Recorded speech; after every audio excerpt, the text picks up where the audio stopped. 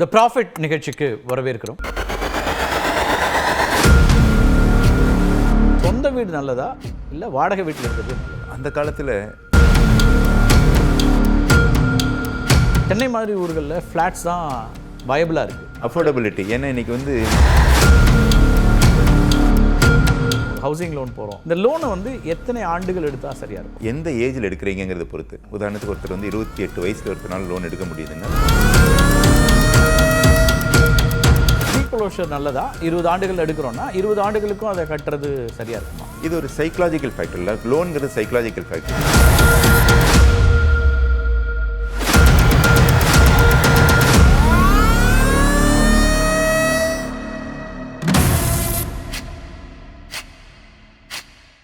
வணக்கம் நண்பர்களே, தி ப்ராஃபிட் நிகழ்ச்சிக்கு வரவேற்கிறோம்.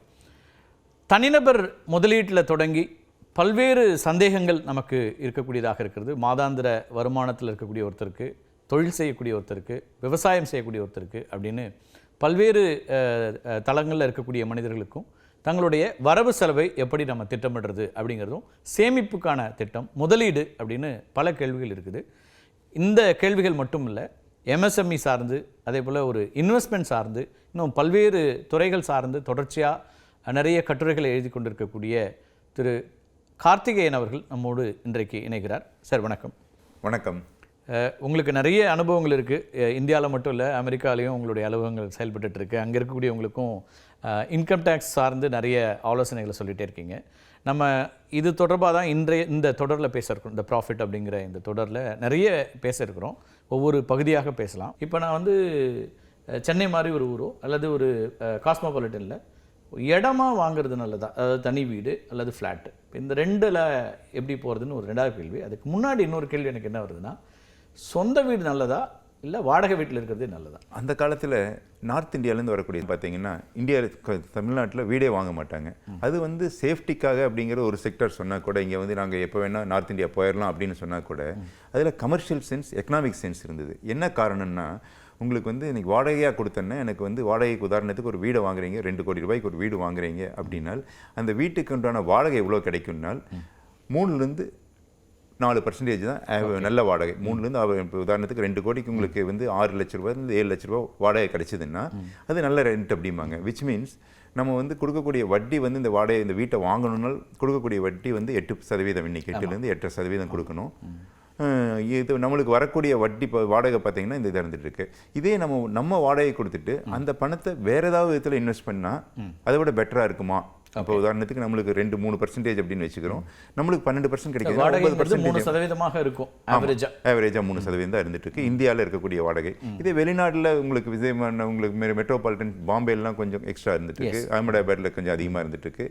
இதே நிறைய பேர் வந்து வாடகைக்கு இந்த இன்வெஸ்ட்மெண்ட்டாகவே இப்போ நிறைய பேர் வந்து துபாயிலையோ யூகேலாம் வாங்கிட்டு இருக்காங்க. என்னோட கிளைண்ட்ஸ் நிறைய பேர் அந்த மாதிரி வாங்குறாங்க. அங்கே வந்து 6% இருந்துட்டு இருக்கு. அங்கே collection mechanism strong, recovery mechanism strong, evict பண்ணுறதுக்குலாம் ஸ்ட்ராங் மெக்கானிசம்ஸ் இருந்துட்டு இருக்கு, லீகல் சிஸ்டம் ஸ்ட்ராங்காக இருந்துருக்குன்னு சொல்லலாம். அது தனியாக நம்ம வெளிநாட்டு முதலீடும் தனியாக பேசுவோம். இப்போ இந்தியாவை பொறுத்த வரைக்கும் குறிப்பாக இப்போ தமிழ்நாடு மாதிரியான இடங்களில் நீங்கள் வாடகை ஆவரேஜ் 3% தான். 3%, 2-3%. அப்போ நம்ம வந்து வீட்டில் இன்வெஸ்ட் பண்ணுறது பெஸ்ட்டா இல்லைன்னா ரெண்டல் ஹவுஸாகவே இருக்கிறது பெஸ்ட்டா? எஸ், இது 2-3 நம்மளுடைய எமோஷனல் வேல்யூ இருந்துட்டு இருக்கு. இப்போ வந்து உங்களுக்கு அந்த காலத்தில் பார்த்தீங்கன்னா 50 வயசுக்கு மேலே எங்கள் அப்பாலாம் வாங்கல, 50 வயசுக்கு மேலே தான் வீடே வாங்கினாங்க. ஆனால் அந்த 50 வயசு வரைக்கும் அவங்க வாடகை வீட்டில் தான் இருந்தாங்க. வாடகை வீட்டில் இருக்கையிலையுமே ஒவ்வொரு இடம் ஒவ்வொரு 3 வருஷத்துக்கு ஒருக்கா வாடகை மாற்றங்கள் செய்யக்கூடிய சூழ்நிலை இருந்துட்டு இருக்கலாம். அப்போது நம்மளுக்குன்னு ஒரு ஓனர்ஷிப் இல்லாத வீடு இருக்கையில் அந்த ஒரு இன்வால்மெண்ட் இருக்காது. வேற இப்போ நம்ம வீடு அப்படின்னு வாங்கல ஒரு involvement, emotional value, emotional attachment, family அப்படிங்கிறதெல்லாம் ஒரு, அதனால் இது எக்கனாமிக் சென்ஸ் மட்டும் இல்லாமல் அதர் ஆஸ்பெக்ட்ஸும் பார்க்கணும். ஓகே, இல்லை அந்த ஆஸ்பெக்ட் ஒரு பார்ட், அது நீங்கள் சொல்லிட்டீங்க. அது தனிநபர்களை பொறுத்து. இப்போ அவர் வந்து முடிவு பண்ணும், நான் சொந்த வீட்டில் இருக்கிறது தான் எனக்கு அவசியம் அப்படின்னா அதுக்காக அவங்க வந்து கணக்கில்லாமல் கூட இன்வெஸ்ட் பண்ணலாம், அதில் என்ன ரிட்டர்ன்ஸ் வருதுன்னு இல்லாமல். ஆனால் எக்கனாமிக் பார்ட்டில் நீங்கள் வந்து இதுதான் சரி அப்படின்னா அதை எப்படி பார்க்குறீங்க? வாடகையாக இருக்கிறது, வாடகை வீடுங்கிறது சரியாக இருக்குமா அல்லது சொந்த வீடு சரியாக இருக்குமா? ஒரு வீடு, சொந்த வீடு இருக்கிறது எப்போவுமே ஒரு பெட்டராக இருந்துட்டு உங்களுக்கு. ஏன்னா ஒரு வீடு இருந்து எப்போவுமே லாங் டேர்முக்கு ஒரு வீடு ஒன்று இருந்துட்டு இருக்கு. செகண்ட் ஹவுஸுக்கு, தேர்ட் ஹவுஸுக்கு தான் உங்களுக்கு என்னங்கிறது நம்ம பார்க்கணும் உங்களுக்கு. ஸோ ஒரு சொந்த வீடுங்கிறது இருக்கிறது. அப்போ அப்படி வந்துட்டோன்னா சொந்த வீடு நல்லது அப்படின்னா அது இப்போ சென்னை மாதிரி ஊர்களில் ஃப்ளாட்ஸ் தான் வயபிளாக இருக்குது. அஃபோர்டபிலிட்டி, ஏன்னா இன்றைக்கி வந்து லேண்ட் ப்ரைஸ்லாம் எங்கேயோ எகிரினால உங்களுக்கு வந்து அது வந்து சாதாரண மக்களுக்குனால எட்டி பிடிக்க முடியாத நிலை இருக்கனால அல்லது தள்ளி போகணும். ஆமாம், 20 கிலோமீட்டர் தள்ளி போயிட்டு கம்யூட்டேஷன் ஸ்கூல் பக்கத்தில் இருக்காது, டெய்லி 1.5 மணி நேரம் வந்துட்டு 1.5 மணி நேரம் போயிட்டு அப்படிங்கிற உங்களுக்கு ஒரு லைஃப் ஸ்டைலில் ஒரு மாற்றங்கள் இருக்கனால சொந்த வீடு தனியாக இடத்த வாங்கி கட்டுறதுங்கிறது வாய்ப்புகள் கம்மியாக இருந்துட்டு இருக்கு. அதனால் அப்பார்ட்மெண்ட் கல்ச்சரும் அதிகமாகிட்டு இருக்கனால அப்பார்ட்மெண்ட் கல்ச்சர் தான் வந்துட்டு இருக்காங்க.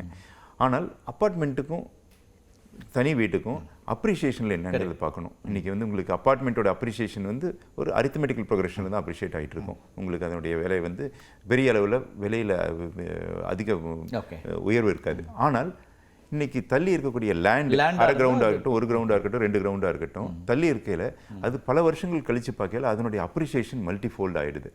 அதனால் லாங் டேர்மில் அசெட் வேல்யூ அப்படின்னா தனி வீடு தான் எப்பவுமே ஒரு அபார்ட்மெண்ட்லயும் யூடிஎஸ் இருக்கும், ஆனா அதோடைய சதவீதம் ரொம்ப குறைவா இருக்கும். சதவீதம் அன்டிவைடட் ஷேர் ஆஃப் லேண்ட் வந்து ரொம்ப கம்மியா தான் இருக்கும். அரித்மெட்டிக்கல் ப்ரோக்ரஷன், ஜியோமெட்ரிக்கல் ப்ரோக்ரஷன் அப்படிதான் நம்ம எடுத்துக்கணும். உங்களுக்கு அந்த அப்ரிஷியேட் ஆகுறது அந்த யூடிஎஸ்க்கான வேல்யூ இருக்கும். ஆனா நீங்க சொல்றது வந்து கட்டடத்தோட வேல்யூ குறைஞ்சிட்டே இருக்கும். கட்டடத்தோட வேல்யூ ஒரு 5-10 வருஷம் ஆண்டுகளோ 40 ஆண்டுகளோ ஆயிட்டா அதோட அதுக்கப்புறம் ஒவ்வொரு 10 ஆண்டுகளுக்கு மேலே அது கம்மியாயிட்டு ஒன்னா கிராஃப் அப்படி நின்றும். கிராஃப் 10 வருஷம் வரைக்கும் ஏறிட்டு இருக்கும், அதுக்கப்புறம் அப்படியே நின்றுட்டு இருக்கும். அதுக்கு பிறகு stop, it will come down. Okay, அல்லது இப்படி சொல்லாமல் ஒப்பீட்டளவில் நீங்கள் நிலத்தோட வேல்யூவோட ஃப்ளாட்டோட வேல்யூ அதை ஒப்பிட்டோம்னா இது வந்து ஏறிக்கிட்டே இருக்கிறது, நிலம் வந்து ஏறிக்கிட்டே இருக்கும், எல்லா ஆண்டுலையும் ஏறிட்டே இருக்கும். நிச்சயமா ஏறிட்டே. ஃப்ளாட் வந்து ஒரு பர்டிகுலர் இயரில் அது நின்றும், அதுக்கப்புறம் அதோட அப்ரிசியேஷன் இருக்காது, அல்லது இந்த அளவுக்கான பர்சன்டேஜ் இருக்காது. நிச்சயமா லேண்டோடைய அப்ரிசியேஷன் எப்போவுமே அது வந்து ப்ரீமியம் தான், அதில் சந்தேகமே இல்லை. ஓகே, அப்போ ரெண்டாவது ஒரு இடம் அப்படின்னு வாங்கக்கூடிய வாய்ப்பு இருக்கக்கூடியவங்க அதை விட வேற ஏதாவது இன்வெஸ்ட் பண்றது பெஸ்ட், இடமா வாங்குறது பெஸ்ட் இன்ஸ்டெட் ஆஃப் ஃபிளாட். ஆமா, ரெண்டாவது ஃபிளாட் கண்டிப்பா யோசிச்சு தான் வாங்கணும். முதல்ல ஒரு ஃபிளாட் தேவைக்கு அப்புறம் சிட்டிக்கு வீடாவே தேவையா இல்ல வேற இன்வெஸ்ட்மெண்ட்டா போறதா நல்லது? அது லேண்டா வச்சிருந்தா அது நாளைக்கு எப்படி வேணா உங்களுக்கு யூஸ் பண்ணிக்கலாம். ரெண்டாவது இன்வெஸ்ட்மெண்ட், நீ ஒரு வீடு இருக்குது, வீடு அவசியம்ட்டீங்க, அதுக்கு பிறகு வரக்கூடிய ஒரு வேலை, அதுக்கான வாய்ப்பு இருக்கக்கூடிய ஒருத்தர் அதை என்னவா இன்வெஸ்ட் பண்ணலாம்? லேண்டா வச்சிருந்தா பெட்டரா இருந்துட்டு இருக்கும். நாளைக்கு கட்டிட்டு அதோடைய மதிப்புக்கு இதாயிடும் உங்களுக்கு. அதாவது எகெயின் ரெண்டாவது வாங்கல முதல் வீடு ரைட் அப்பார்ட்மெண்ட்டா லேண்ட் அண்ட் பில்டிங் ஆனால் definitely land and building if there is a possibility. அது இல்லாத பட்சத்தில் முதல்ல ஒரு அப்பார்ட்மெண்ட்டு நீங்கள் சிட்டிலேயே உங்களுக்கு தேவையான இடத்துக்கு தகுந்த மாதிரி மெட்ரோ பக்கத்துலையோ அல்லது உங்களுடைய ஆஃபீஸ் பக்கத்துலையோ ஸ்கூலுக்கு பக்கத்துலையோ வச்சுக்கிறதுங்கிறது ஒன்று.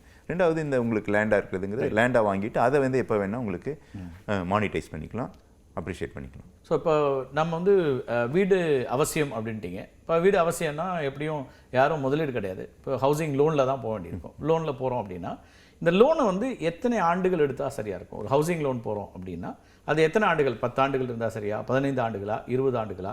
அந்த இதை எப்படி எடுத்து அதை வந்து உங்களுக்கு உங்களுடைய எந்த ஏஜில் எடுக்கிறீங்கிறத பொறுத்து. உதாரணத்துக்கு ஒருத்தர் வந்து 28 வயசில் ஒருத்தனால லோன் எடுக்க முடியுதுனால் 25லேருந்து 30 வருஷம் வரைக்கும் எடுத்துக்கலாம். என்ன காரணம்னா உங்களுக்கு நெட் ப்ரெசென்ட் வேல்யூ அப்படிம்பாங்க. நீங்கள் 30வது வருஷம் கட்ட வேண்டிய தொகையும், உதாரணத்துக்கு 1 லட்ச ரூபா, உதாரணத்துக்கு தம்பூரில் வச்சுக்கிட்டோம்னா 1 கோடி ரூபாய் லோன் வேணா 1 லட்ச ரூபா மாதம் கட்டுற மாதிரி இருக்கும் 20 வருஷம் லோனில். இதே 30 வருஷங்கள் உங்களுக்கு 75,000 அந்த மாதிரி இருக்கலாம். நீங்கள் திருப்பி கட்ட வேண்டிய தொகை 75,000 தான். ஆனால் அதோடைய அப்ரிசியேஷன் நெட் ப்ரெசென்ட் வேல்யூ அந்த 75,000 கரண்ட் வேல்யூ வந்து 38,000 தான் இருக்கும். ஓகே, அதனால உங்களுக்கு நெட் ப்ரெசென்ட் வேல்யூ அதிகம். அது நீங்கள் சொல்கிறது 20 ஆண்டுகளுக்கு 20 ஆண்டு கட்டுறது இப்போ தான் அந்த அமௌண்ட் தான் அப்பவும் கட்டுவோம். ஓகே, அதனால உங்களுக்கு வந்து ஆல்வேஸ் லாங் டேர்ம் லோன் இருக்கிறது பெட்டராக இருந்துட்டு இருக்கும். இருந்ததுனால் நீங்கள் சப்போஸ் கட்ட முடிஞ்சதுனால் திருப்பி கட்ட முடிஞ்சதுனால் கட்டிக்கலாம். ஃபோர்க்ளோஷர் இல்லாமல் இருக்கணுங்கிற மாதிரி கண்டிஷன் போகணும். இன்றைக்கி இருக்கக்கூடிய ஒரு முக்கியமான ஒரு கவனிக்க வேண்டிய விஷயம் என்னென்னா, நம்ம முன்னாடியே கட்டுறதா இருந்தால் அதுக்கு வந்து ப்ரீக்ளோஷர் இன்ட்ரெஸ்ட் ஆர் பெனால்ட்டி எதுவும் இல்லை அப்படிங்கிற மாதிரி அதை உறுதிப்படுத்திக்கணும். ஓகே, இன்னைக்கு நம்ம என்னால் ஒரு 10 ஆண்டுகளே எல்லாத்தையும் முடிச்சிட முடியும்னா ப்ரீக்ளோஸ் பண்ணலாம்னா அதுக்கு பெனால்ட்டி இல்லைங்கிறது உறுதிப்படுத்திக்கணும். ஏன்னா இன்னைக்கு நிறைய பேர் வந்து கட்டணும்னு ஆசைப்பட்டா கூட, கட்டுறதுக்கு வசதி இருந்தால் கூட பேங்க்லேயோ அல்லது வேற ஃபினான்ஷியல் இன்ஸ்டியூஷன்லேயோ போகல அவங்க அடிஷ்னலாக ஒரு அமௌண்ட் சொல்கிறாங்க. அது வந்து ஒரு பெரிய அமௌண்ட், பல லட்சங்களில் வரையில் அது வந்து அவங்க திருப்பி கட்டுறதுக்கு ஒரு சூழ்நிலை இல்லாமல் இருந்துட்டு இருக்கு. ஓகே, அதனால திருப்பி கட்டலாமா வேண்டாமா அப்படிங்கிறது ஒரு கொஸ்டின். இப்போ அடுத்து என்ன கேள்வினா, ப்ரீக்ளோஷர் நல்லதா இல்லது அந்த இப்போ 20 ஆண்டுகள் எடுக்கிறோம்னா 20 ஆண்டுகளுக்கும் அதை கட்டுறது சரியா இருக்குமா? இப்போ நீங்கள் ஹவுசிங் லோன் தான் இருக்கிறதுலே கொஞ்சம் வட்டி கம்மியான ஒன்று, 8% உங்களுக்கு கிடைச்சிட்டு இருக்கு. நம்மளுக்கு 8%ல் இன்கம் டேக்ஸ் ஷீல்டு இருக்கு. ஓகே, உங்களுக்கு இன்கம் டேக்ஸில் உங்களுக்கு ஒரு பெனிஃபிட் இருக்குது. அதெல்லாம் போட்டு பார்க்கல ஒரு உதாரணத்துக்கு 6% வருதுன்னு வச்சுக்கலாம். உங்களுக்கு இந்த அமௌண்ட்டை ப்ரீக்ளோஸ் பண்ணோம்னா நம்மளுக்கு 6% சேவ் ஆகுது. அது பெட்டரா? அல்லது அந்த தொகையை வச்சுக்கிட்டு நான் எனக்கு 2 கோடி ரூபாய், 1 கோடி ரூபாய் எக்ஸ்ட்ரா வந்திருக்கு, அந்த தொகையை நான் வேற எங்கேயாவது இன்வெஸ்ட் பண்ணுறேன், வேறு எதுலையாவது முதலீடாக போடுறேன் அப்படின்னால் எனக்கு அதில் 10% 12% இருக்கும். 12% கிடைச்சதுனால் வருமானம் வரக்கூடிய அல்லது ப்ராஃபிட் வரக்கூடிய எந்த இன்வெஸ்ட்மெண்ட்டாக கூட வச்சுக்கலாம். அந்த மாதிரி வச்சுக்கலாம். இதை ப்ரீ க்ளோஸ் பண்ணுறதை விட அங்கே வச்சுக்கிறது நல்லது. அந்த மாதிரி வச்சுக்கலாம். இதே உங்களுக்கு சில பேர் வந்து அதை அடுத்த வீடு வாங்குறதுக்கு இஎம்ஐயாக யூஸ் பண்ணுறாங்க. அதுக்கு ஒரு மார்ஜினாக கொண்டு வந்துட்டு அந்த ஹவுஸ் அதுலேருந்து வரக்கூடிய வட்டி, உதாரணத்துக்கு இஎம்ஐ பார்த்தீங்கன்னா இன்னைக்கு ரெண்ட் போல் 3 to 4 times இருக்குது. உதாரணத்துக்கு ரெண்ட் 75,000 ரூபாய்னா இஎம்ஐ வந்து 75,000 1 லட்ச ரூபா வரைக்கும் இருந்துட்டு இருக்கு. ஸோ நீங்கள் அந்த அடிஷ்னல் அமௌண்ட்டுக்கு இதை யூஸ் பண்ணிட்டா இன்னொரு அசெட்டும் சேர்த்துக்க முடியும். ஓகே, அது ஒரு பார்ட் இருக்குது. ஆனால் இன்னொரு கேள்வி எனக்கு என்ன அடிப்படையில் என்ன வரும்னா, இன்றைக்கி வந்து ஒரு ப்ரைவேட் செக்டாரில் இருக்காங்கன்னா இவங்க வந்து 20 ஆண்டுகளுக்கு அந்த லோனை அப்படியே வச்சுக்கிறது சரியான அப்ரோச்சா?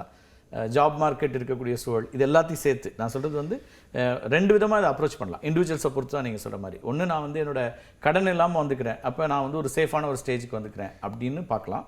அல்லது நீங்கள் அதை எப்படி சஜஸ்ட் பண்ணுறீங்க? இது ஒரு சைக்கலாஜிக்கல் ஃபேக்டர் இல்லை. லோனுங்கிறது சைக்கலாஜிக்கல் ஃபேக்டர். நீங்கள் லோன் வாங்கிட்டு அதை கட்டுறதுக்கு பதிலாக அதை செலவாக பண்ணிடலாம், நான் யூரோப் ட்ரிப் போயிட்டு வரேன் அப்படின்னா அந்த பணம் நம்மளது இல்லை.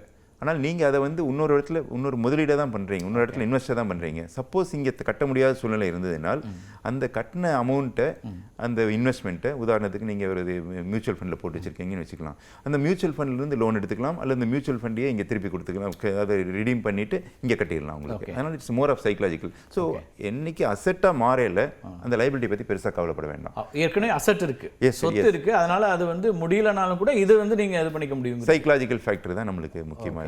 அதனால வந்து இது பெருசா வந்து நமக்கு லோன் இருக்கு, ஒரு சொத்து மேல லோன் இருக்குங்கிறத பத்தி நம்ம கவலைப்பட வேண்டாம். ஆனால் அந்த தொகையை நம்ம வேற எங்கேயாவது செலவா பண்றதா இருந்தால் ரொம்ப ரொம்ப யோசிக்கணும். அப்போ இந்த நீங்கள் கேட்குற கேள்விக்கு வந்து நம்ம யோசிச்சு பண்ண வேண்டிய சூழ்நிலை சொல்லலாம். ஓகே, பர்சனல் ஃபினான்ஸில் நம்ம இன்னும் பேச வேண்டிய பகுதிகளும் இருக்குது. முதலீடுகள், ரிட்டையர்மெண்ட் பிளான்ஸ் பற்றியும் பேசணும். பொதுவாக வந்து எந்த வயசுலேருந்து ரிட்டையர்மெண்ட்டுக்கு நாம் ரெடி ஆகணும் அப்படிங்கிற ஒரு கேள்விகள் இருக்குது. இப்போ அதுக்கு வந்து ரிட்டையர்மெண்ட் பிளான்ஸ்லாம் என்னெல்லாம் இருக்குது அப்படிங்கிற கேள்விகள் இருக்குது. அதெல்லாம் பற்றியும் நம்ம வந்து வரக்கூடிய வாரங்களில் பேசலாம். உங்களுடைய வருகைக்கும் கருத்து பெறுவதற்கும் நன்றி. ரொம்ப நன்றி. மீண்டும் ஒரு நிகழ்ச்சியை சந்திக்கலாம் நண்பர்களே. நன்றி, வணக்கம்.